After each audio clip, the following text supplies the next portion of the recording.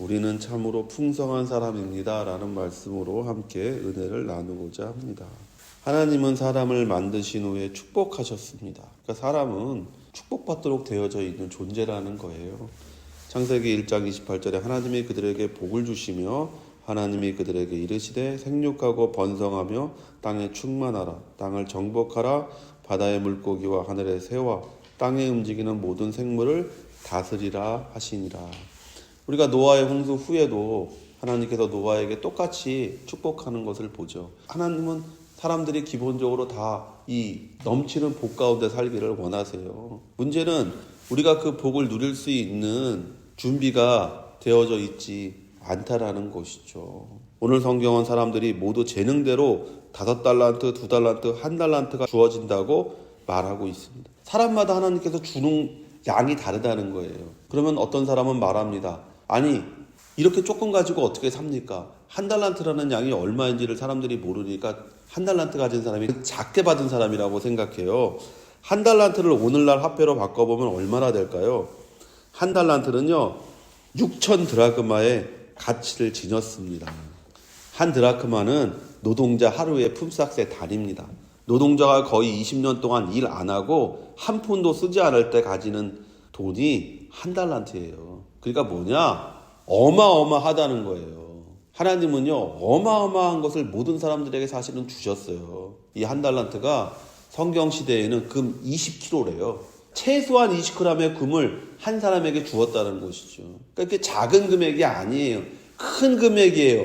다른 사람과 비교했을 때는 그것이 작은 금액일지 모르지만 절대적인 숫자로 봤을 때 이거 굉장히 큰 금액이에요. 사람은 이와 같은 것을 가지고 있다라고 성경이 얘기하고 있는 거예요. 이런 어마어마한 금액으로 계산할 수 있는 재능을 우리 모두는 다 가지고 있다고 성경은 말하고 있는 것입니다. 문제는 항상 우리가 만족할 줄을 모른다는 거예요. 오늘 성경도 5달란트 받은 자와 2달란트 받은 자, 1달란트 받은 자가 있다고 기록합니다. 우리의 불행과 슬픔은 남과의 비교를 통해서 오는 거예요. 내가 5달란트 가진 사람을 보면 내가 적게 가진 것 같죠. 그러나 그 1달란트 자체는 굉장히 큰 금액이라는 거예요. 내가 남과 비교할 때 거기에서 비참함이 오는 겁니다. 내가 다른 가정과 내 가정을 비교할 때 거기에서 슬픔이, 아픔이 오는 겁니다. 내가 내 남편과 다른 남편, 내 아내와 다른 아내를 비교하고 내 자녀와 다른 자녀를 비교할 때 거기에서 우리는 저주가 임하게 되는 것을 보는 거예요. 별거 아니죠. 그래서 우리가 뭐 엄친아니, 뭐 옆집 남편이 그런 얘기 하잖아요. 옆집 남편은 뭐도 해주고 뭐도 해주고 뭐도 해주고 그런다고. 옆집 아내는 어떻게 한다고 그렇게 하는 것이죠. 거기에서 우리가 시기와 질투가 일어나는 것이고 거기에서 죄가 나타나게 되는 것이고 죄는 결국 우리에게 멸망을 가져오게 되는 것을 보는 것이죠. 민수기 11장 4절에서 6절에 그들 중에 섞여 사는 다른 인종들이 탐욕을 품음에 이스라엘 자손도 다시 울며 이르되 누가 우리에게 고기를 주어 먹게 하랴. 우리가 애굽에 있을 때에는 값없이 생선과 오이와 참외와 부추와 파와 마늘들을 먹은 것이 생각나거늘 이제는 우리의 기력이 다하여 이 만나 외에는 보이는 것이 아무것도 없도다 하니.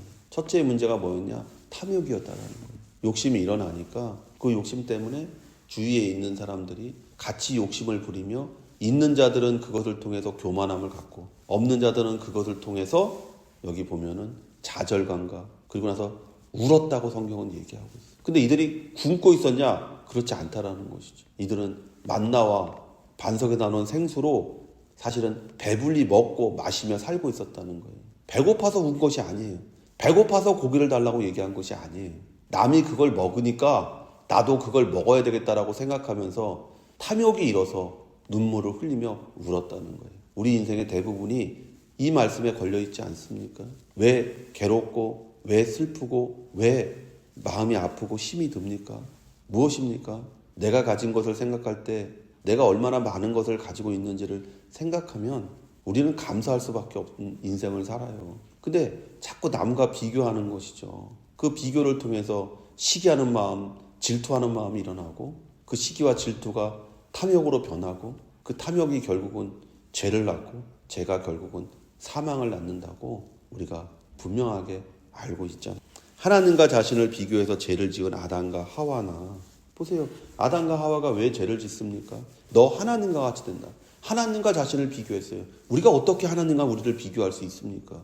나를 만드신 자와 나를 비교하는 게 말도 안 되는 얘기잖아요. 그런데 아담과 하와는 모든 것을 가지고 있었는데 딱 한 가지를 가지고 있지 못했다는 거죠. 하나님의 자리. 그러니까 선악과를 볼 때 먹음직하고 보암직하고 지혜롭게 할 만한 욕심이 일어났다고 성경이 얘기하잖아요. 자신의 동생 아벨의 제사는 받으시고 자신의 제사는 받지 않았다고 동생을 죽인 가인이 자기 동생과 자기를 비교하잖아요. 왜 동생은 제사를 받고 내 제사는 안 받아요? 내가 무엇을 잘못했는지를 생각하는 것이 아니라 왜 제 건 받고 내 건 안 받았냐고 하나님 앞에 따지는 거예요. 감히. 우리의 인생이 바로 거기에서 슬픔이 있고 거기에서 아픔이 있고 거기에서 문제가 발생하는 거예요. 나한테 무엇이 일어났을 때 하나님 앞에 절대적으로 서서 내가 무엇이 잘못됐는지를 고칠 때 그것이 축복이 되는 것이지. 왜 쟤는 저렇게 하는데도 해주고 나는 해주지 않습니까? 어떤 사람이 복을 받으면 많은 믿는 사람들이 이렇게 얘기합니다.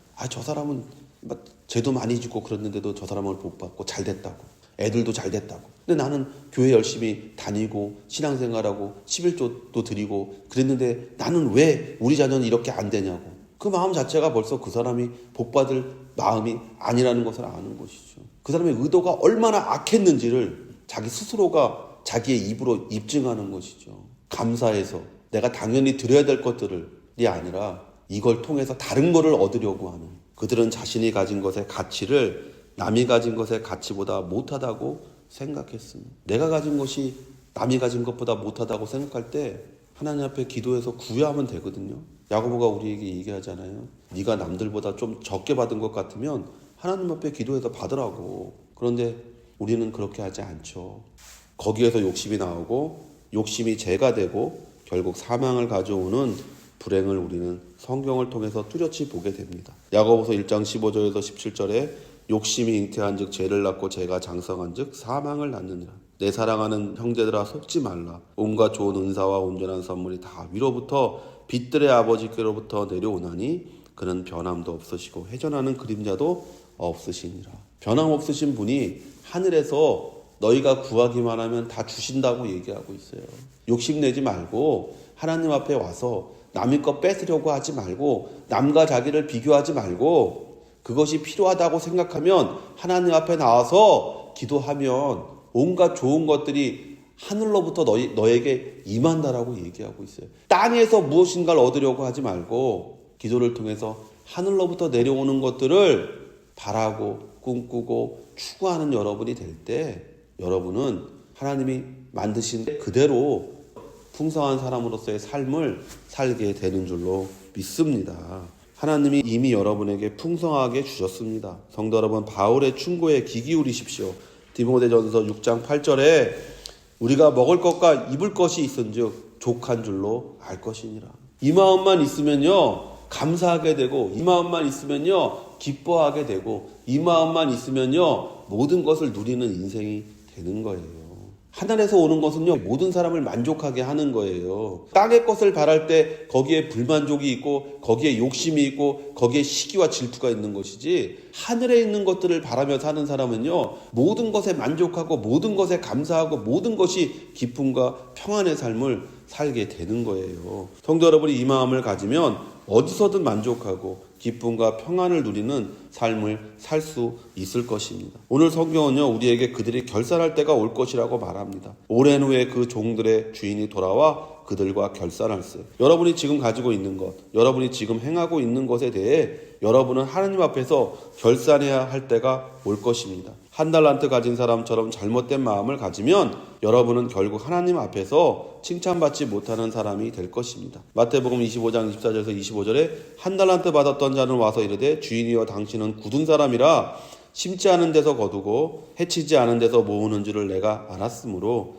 두려워하여 나가서 당신의 달란트를 땅에 감추어 두었나이다. 보소서 당신의 것을 가지셨나이다. 한 달란트 가진 사람은 하나님에 대한 잘못된 생각을 가지고 있었습니다. 주인이여 당신은 굳은 사람이라. 여기 굳은 마음이란 굳은이라는 뜻이 원어로는 거치다, 거친, 혹독한, 사나운 분이라고 얘기했어요. 그러니까 이 사람은 얘기하죠. 저 사람은 왜 5달란트, 나 1달란트 줬어요? 야, 이거 혹시 5달란트 받은 사람은 5달란트 남기는데 나는 1달란트로 5달란트 남겨야 되는 거 아니야? 하나님은 혹독한 사람이니까 혹시 그럴지도 몰라 라고 하나님에 대하여 잘못된 생각을 가지고 있었다는 거예요. 우리는 예수 그리스도를 통해 좋으신 하나님을 봅니다. 나를 벌주고 나를 힘들게 하는 하나님이 아니라 나를 위해 기꺼이 자신의 독생자를 십자가에 내어놓으신 좋으신 하나님을 봅니다. 우리는 이 한 달란트 받은 종과 다른 생각을 가져야 돼요. 하나님은 굳은 분이 아니에요. 하나님은 좋으신 분이에요. 내가 필요로 하는 모든 것들을 항상 풍족하게 채워주시기 원하시는 분이라는 것을 여러분 분명하게 믿어야 돼요. 그럴 때 여러분의 재능을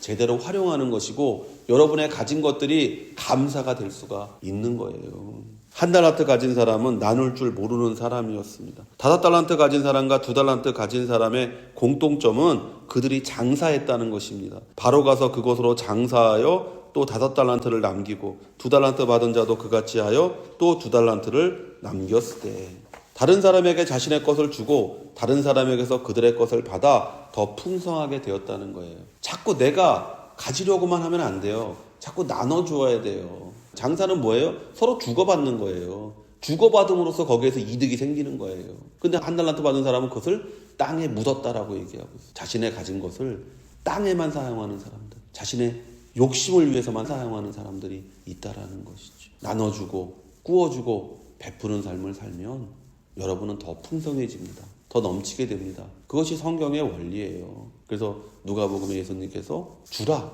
그리하면 내가 너희들에게 줄 것이요 흔들어 눌러 꽉꽉 채워서 너희에게 줄 것이라고 얘기하시는 음성을 우리가 듣게 되잖아요. 성도 여러분, 여러분은 하나님으로부터 풍부히 받은 사람이라는 것을 잊지 마십시오. 남이 가진 것에 대해 시기하거나 질투하지 말고 내가 가진 것으로 어떻게 하나님과 사람을 기쁘게 할 것인가를 생각하며 사는 삶이 된다면 여러분은 칭찬받는 성도가 될 것입니다.